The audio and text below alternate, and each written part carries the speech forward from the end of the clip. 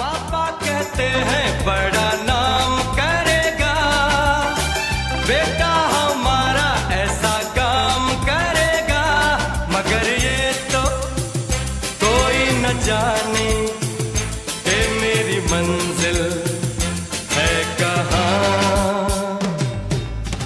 पापा कहते हैं बड़ा नाम करेगा।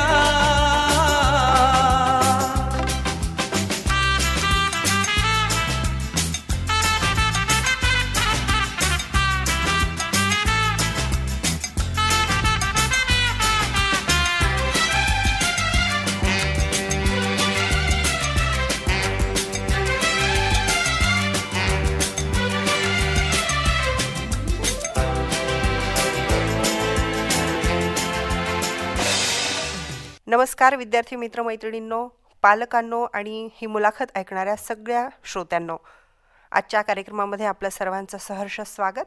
श्रोते हो, विद्यार्थी मित्रमैत्रिणींची 12वी बोर्ड परीक्षेचे निकाल जाहीर झाले की त्यानंतर वेध लागतात ते म्हणजे CETच्या निकालांचे. आणि CETचे निकाल लागले की अभियांत्रिकी वैद्यकीय प्रवेशासाठी सुरू असणारी प्रवेश प्रक्रिया मुलांना थोडासा ताण देणारी असते.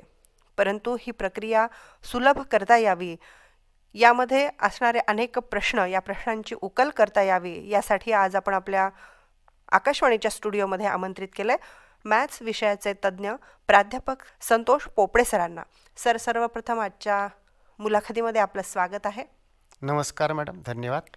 आज अनेक विद्यार्थी मित्र, पालक आणि श्रोते आपली ही मुलाखत ऐकत आहेत सर, आणि दरवर्षीप्रमाणेच त्यांना उपयुक्त माहिती आपण देण्याचा प्रयत्न करत असतो. तर यावर्षी देखील अभियांत्रिकी प्रवेश प्रक्रिया जी आहे तर ती नेमकी कशी असणार आहे यासाठी सगळेजण उत्सुक आहेत तुमच्याकडून जाणून घ्यायला. तर काय सांगाल की अभियांत्रिकी प्रवेश प्रक्रिया नेमकी कशी असणार आहे? नमस्कार विद्यार्थी मित्रांनो, नुकतेच तुम्ही बोर्ड परीक्षा आणि CET परीक्षा उत्तीर्ण झालेला आहात, त्याबद्दल तुमचे सर्वप्रथम अभिनंदन.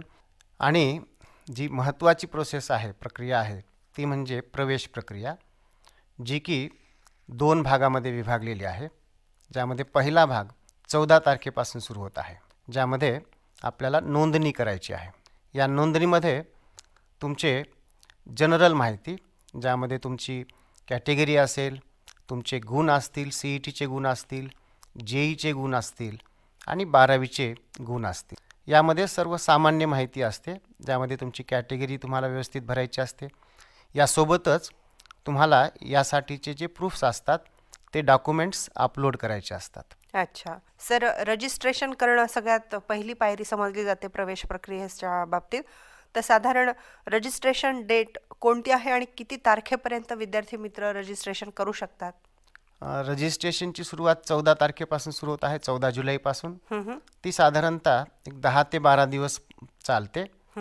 या प्रक्रियेमध्ये तुम्हाला तुमची अचूक माहिती कुठल्याही इंटरनेट कनेक्टेड कॉम्प्युटरमधून भरायची असते आणि सोबतच जे काही डॉक्युमेंट्स आहेत ते अपलोड करायचे असतात. यानंतर याच कालावधीमध्ये तुम्हाला या डॉक्युमेंटचं स्क्रुटिनी म्हणजेच व्हेरिफिकेशन करून घ्यायचं असतं. सर, रजिस्ट्रेशन करत असताना तुम्ही जे सांगितलं की माहिती भरायची असते, त्याच्यानंतर डॉक्युमेंट व्हेरिफिकेशन करायचं असतं, तर आवश्यक बाबींविषयी काय सांगाल बरं? की आवश्यक माहिती त्याबद्दल आपल्या विद्यार्थी मित्रमैत्रिणींना विस्तृत काय सांगाल आपण?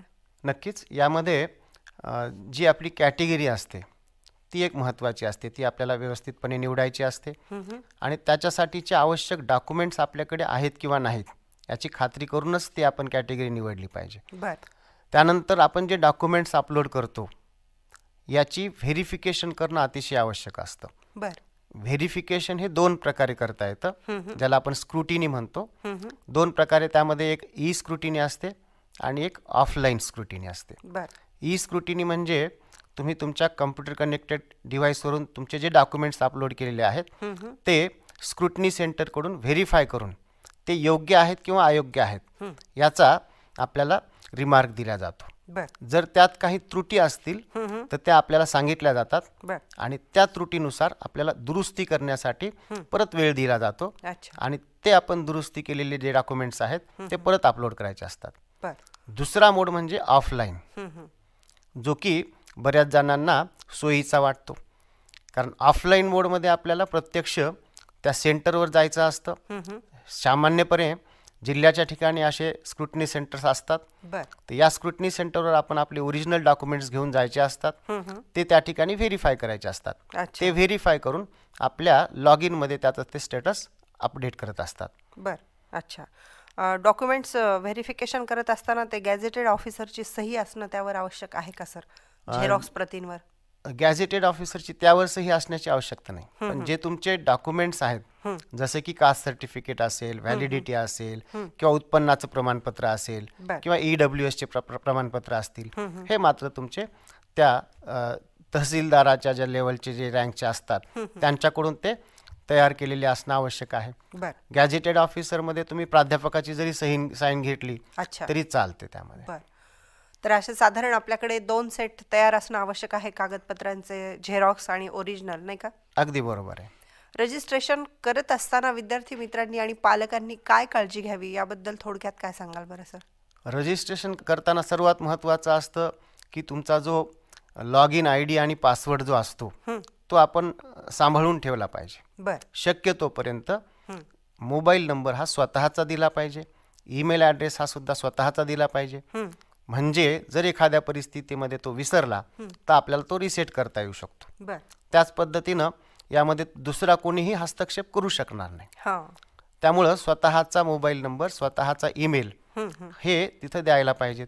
बर रजिस्ट्रेशन झाल्यानंतर सगळ्यात महत्त्वाचं विद्यार्थी मित्रांसाठी आहे ते म्हणजे ऑप्शन फॉर्म भरणं. तो ऑप्शन फॉर्म भरत असताना नेमकी कशी काळजी घ्यावी? तर ऑप्शन फॉर्म भरण्यापूर्वी आपल्याला आपला मेरिट नंबर आपल्याला कळत असतो. अच्छा. म्हणजे ही रजिस्ट्रेशन प्रक्रिया साधारणतः 10 ते 12 दिवस चालेल. बर त्यानंतर तुम्हाला तुमचा state merit number, category merit number, university लेवलचा जो मेरिट नंबर आहे तो कळवला जातो. अच्छा. आणि ह्या मेरिट नंबर प्रमाणे आपल्याला ऑप्शन फॉर्म भरायचा असतो. म्हणजे ऑप्शन फॉर्म तयार करत असताना या मेरिट नंबरची मदत आपण घेतली पाहिजे. बर त्यामुळे हा मेरिट नंबर ज्यावेळेस तुम्हाला मिळतो, पहिली प्रोव्हिजनल मेरिट यादी आपल्याला येत असते. अच्छा. त्यामध्ये जर काही दुरुस्ती असेल, ज्यामध्ये तुमच्या मार्कांमध्ये दुरुस्ती असेल किंवा कॅटेगरीमध्ये दुरुस्ती असेल, तर ती दुरुस्ती करण्यासाठी सुद्धा आपल्याला परत 2 दिवस दिले जातात. त्या 2 दिवसांमध्ये म्हणजे प्रोव्हिजनल मेरिट लिस्ट लागल्यानंतर आपण आपलं नाव, आलेलं नाव, जी माहिती आहे सर्व ती योग्य आहे का ती खातरजमा करून ती अपडेट करायला पाहिजे. वा आणि त्यानंतर मग आपल्याला फायनल मेरिट नंबर येत असतो. अच्छा. आणि ही फायनल मेरिट नंबर आल्यानंतर ऑप्शन फॉर्मची प्रक्रिया सुरू होत असते. बर अच्छा. म्हणजे रजिस्ट्रेशन नंतर एक 7-8 दिवसांमध्ये आपल्याला फायनल मेरिट नंबर कळतो आणि त्यानुसार साधारणतः 12 ते 14 दिवसामध्ये तो कळेल. बर अच्छा. आता 14 तारखेपासून आपण एक साधारण जुलै एंड पर्यंत आपल्याला मेरिट लिस्ट नंबर येऊ शकेल नक्कीच. असा अंदाजे हो, सांगू हो, शकतो. येऊन जाईल. आणि त्यानंतर मात्र तयारी करावी लागते विद्यार्थ्यांना ऑप्शन फॉर्म भरणे. ऑप्शन फॉर्म भरणं आपल्या प्रवेशासाठी, उत्तम कॉलेज, उत्तम ब्रँच मिळण्यासाठी अतिशय महत्त्वाचा प्रवेश प्रक्रियेतील भाग म्हणलं जातं ऑप्शन फॉर्म भरणं. तर ऑप्शन फॉर्म कसा भरावा, काय काळजी घ्यावी याबद्दल आपण विस्तृतपणे विद्यार्थी मित्रमैत्रिणींना काय सांगाल सर? हा खूपच महत्त्वाचा टप्पा असतो ऑप्शन फॉर्म. हो. जर ऑप्शन फॉर्म चुकला तर आपलं जो प्रवेश मिळणारं जे काही योग्य कॉलेज आहे ते आपल्याला मिळणार नाही. बर तर यासाठी योग्यपणे अभ्यास करणं गरजेचं आहे. हां हां ज्यामध्ये आपल्याला ज्या कॉलेजेसमध्ये ज्या ब्रँचेसला प्रवेश घ्यायचा आहे हां त्या कॉलेजेसची इत्यंभूत माहिती आपण घेतली पाहिजे. बर ही माहिती घेत असताना सदरील महाविद्यालयाची वेबसाईट किंवा मागील विद्यार्थी यांच्याकडून ती माहिती आपण जमवली पाहिजे. बर तर त्यातल्या त्यात जी मागच्या वर्षी जी कट ऑफ यादी असते, म्हणजे CET सेलच्या साईटवर मागील 3 वर्षाच्या कट ऑफ याद्या तिथं असतात. बर त्यावरून एक आपल्याला अंदाज येत असतो की आपल्याला कोणतं महाविद्यालय मिळू शकतं. बर तर त्यानुसार एक कच्चा क्रम आधी आपण केला पाहिजे बर की मेरिट नंबर प्रमाणे उतरत्या क्रमाने महाविद्यालय लावली पाहिजेत. त्यानंतर या महाविद्यालयात आपल्याला प्रवेश घेण्यासाठी त्या महाविद्यालयाची फीस काय आहे. त्यातल्या त्यात काही महाविद्यालयांमध्ये हॉस्टेल्सची सुविधा नसते. हो मग तिथे हॉस्टेलची सुविधा आहे का. मुंबई सारख्या ठिकाणी राहण्याची अडचण येत असते. हो तर अशा प्रकारचे कॉलेजेस निवडत असताना आपण त्याची संपूर्ण माहिती घेऊनच तो ऑप्शन त्या यादीमध्ये टाकला पाहिजे. बरोबर आहे. ऑप्शन फॉर्म भरल्यानंतर साधारण राऊंड किती होतील सर आणि कधीपासून सुरू होतील, अंदाजे काही आपण सांगू शकाल का? साधारणतः 3 राऊंड होतात हम्म. आणि त्यानंतर एक इन्स्टिट्यूट लेवलचा राऊंड असतो. बर. आणि ह्या 3 राऊंडमध्ये जे ऑनलाईन 3 राऊंड असतात, ज्याचं जे काही तुम्हाला अलॉटमेंट झालेली आहे ती तुमच्या लॉग इनमध्येच दिसत असते. बर.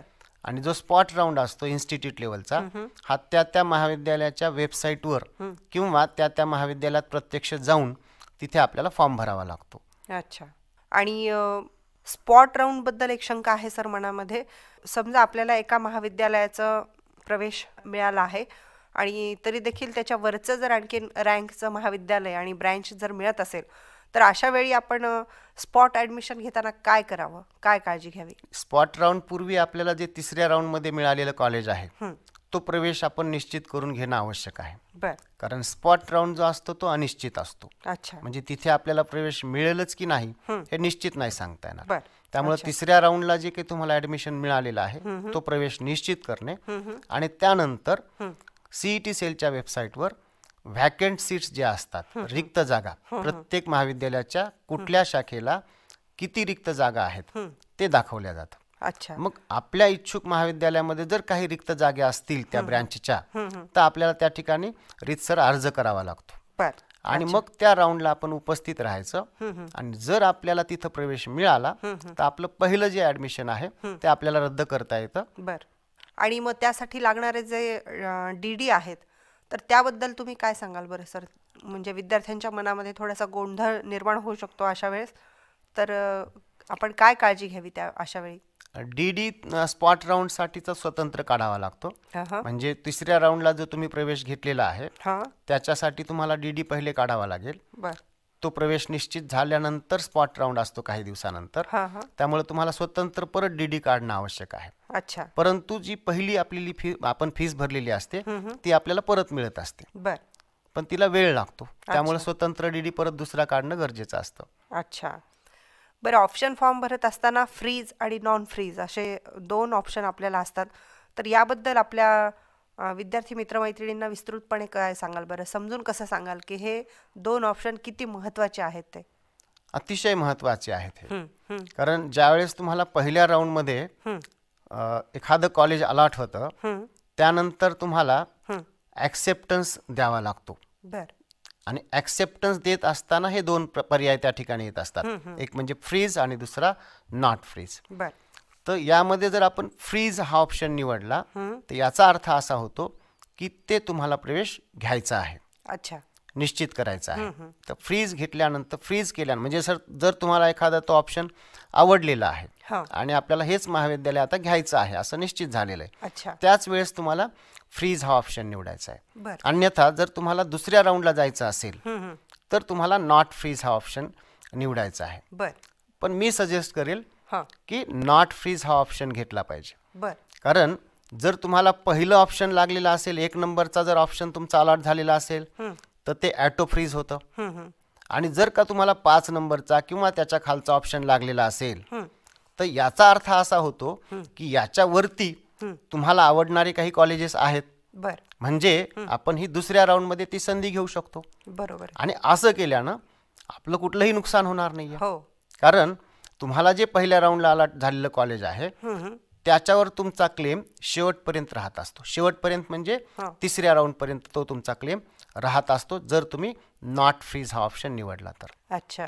सर, इतक्या वर्षांचा आपल्याला अनुभव आहे, तर ऑप्शन फॉर्म भरताना प्राधान्य कशाला द्यायला हवं बरं? कॉलेजच्या रँकला द्यायला हवं का ब्रँचेसला आपण प्राधान्य द्यायला हवं?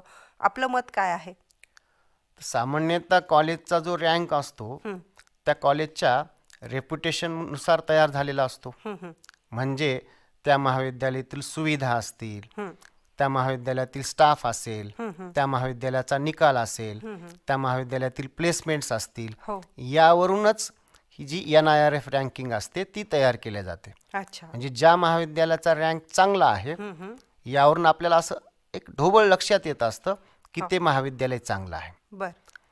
त्याचबरोबर आपली आवड, त्यानंतर आपल्याला जी ब्रँच पाहिजे ती तिथे मिळते का है ना. तर ज्यावेळेस तुम्हाला ऑप्शन द्यायचा आहे त्यावेळेस कॉलेज आणि ब्रँच याचं कॉम्बिनेशन करून द्यायचं असतो. उदाहरणार्थ समजा मला COEP ह्या कॉलेजचं कॉम्प्युटर इंजिनिअरिंगची ब्रँच आवडते, हां. तर मी याला 1 नंबरला देईल.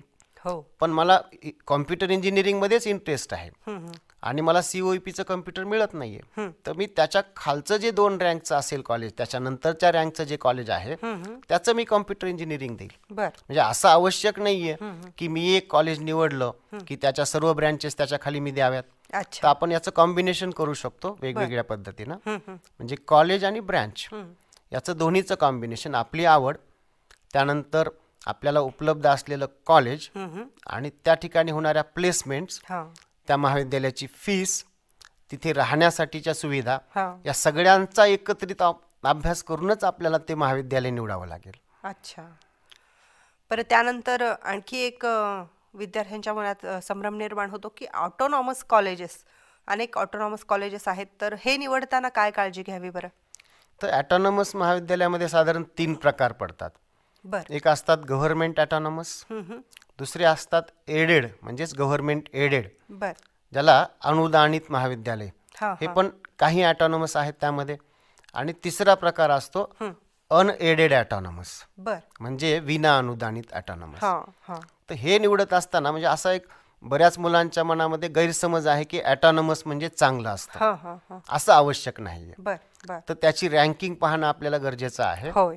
त्या ठिकाणी प्लेसमेंट्स होतात का, त्या ठिकाणी व्यवस्थित अध्यापन होतं का, हां. हां. याची माहिती आपल्याला मागील विद्यार्थ्यांकडून घेता येऊ शकते, बर. किंवा त्या महाविद्यालयाच्या वेबसाईटवर हां. हां. त्याचं जे प्लेसमेंट स्टॅटिस्टिक्स असतं किंवा त्यांचे जे निकाल असतात, ही माहिती आपल्याला मिळत असते. बर. त्यावरून आपण ॲटॉनॉमस कोणतं चांगलं आहे किंवा कोणतं चांगलं नाही. बऱ्याच वेळेस ॲटॉनॉमसमध्ये काही माल प्रॅक्टिसेस पण होताना दिसून आलेले आहेत, बर. बर. की ज्यामध्ये मुलांना सोपे पेपर्स काढणे अच्छा. किंवा मार्क्स वाढवून देणे, असे पण प्रकार बर. काही ॲटॉनॉमस महाविद्यालयामध्ये घडलेले आहेत. बर. त्यामुळं ॲटॉनॉमस आहे याचा अर्थ ते चांगलंच आहे असा नक्कीच नाहीये. बर. तर त्यातल्या त्यात आपण सर्व माहिती घेऊनच अशा प्रकारचे ऑप्शन्स भरले पाहिजेत. या सगळ्या माहितींची प्रत्येक विद्यार्थ्याला आणि पालकांना माहिती असणं खूप आवश्यक आहे, तरच उत्तम कॉलेज आणि उत्तम ब्रँच त्यांना मिळू शकते. सर, अनेक वर्षांपासून आपण समुपदेशन करता, ऑप्शन फॉर्म कसे भरायचे, अभियांत्रिकी प्रवेश प्रक्रियेबाबत तुमची तळमळ असते की विद्यार्थ्यांचे ऑप्शन फॉर्म भरताना काही चूक होऊ नये. तर या सगळ्या निदर्शनामध्ये कुठे कुठे विद्यार्थी चुकू शकतात याबद्दल आपण काय सांगाल बरं?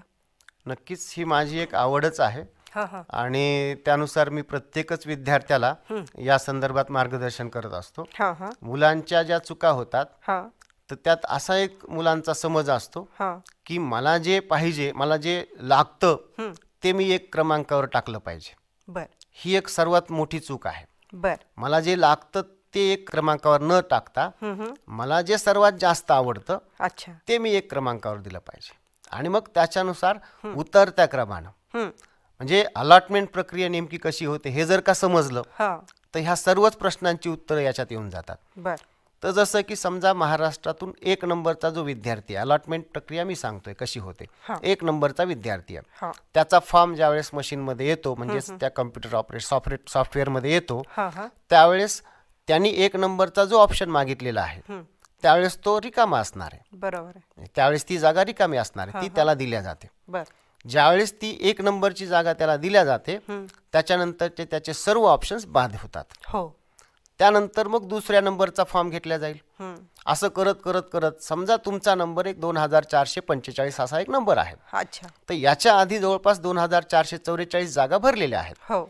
आणि तुम्ही 1 नंबरचा जो ऑप्शन मागितलेला आहे तो कोणीतरी आधीच घेऊन टाकलेला आहे. हो. त्यामुळे तुमचा दुसऱ्या नंबरचा ऑप्शन चेक केला जाईल. हो. असं करत करत करत तुम्हाला समजा 17 पर्यंतचा ऑप्शन रिकामा नाहीये आणि 18व्या नंबरचा ऑप्शन तुमच्यासाठी रिकामा आहे, बर. तो तुम्हाला दिला जाईल. बर.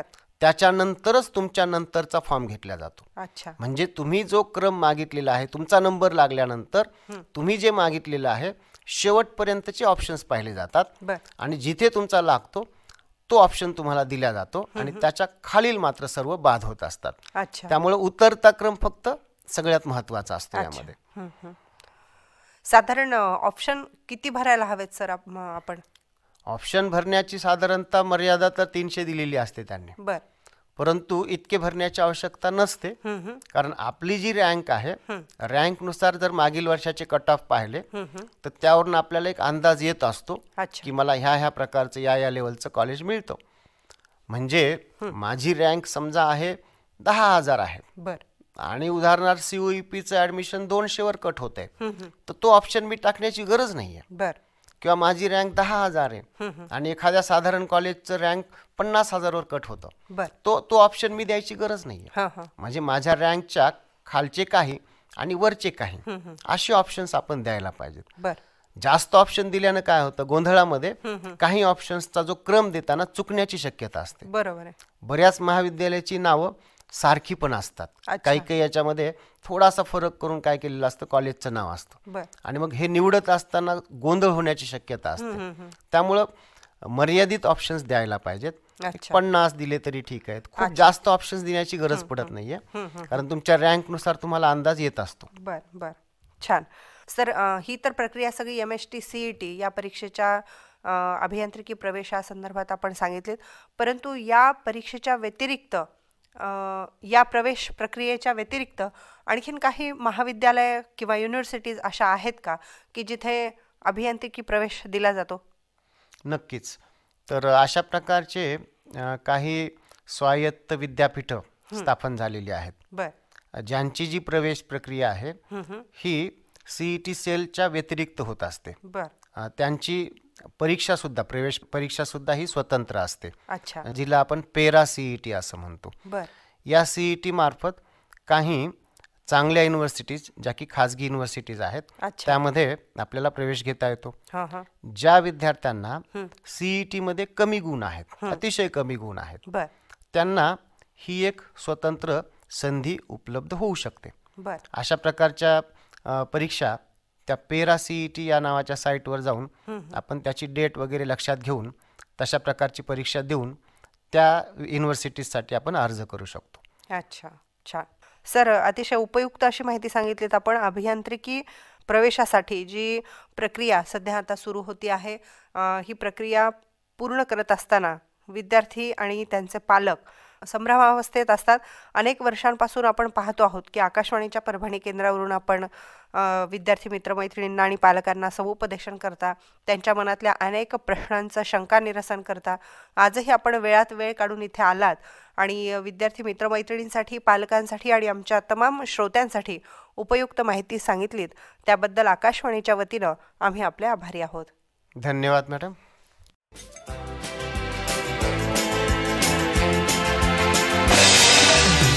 बैठे हैं मिलके सब यार अपने, सबके दिलों में अरमा ये है,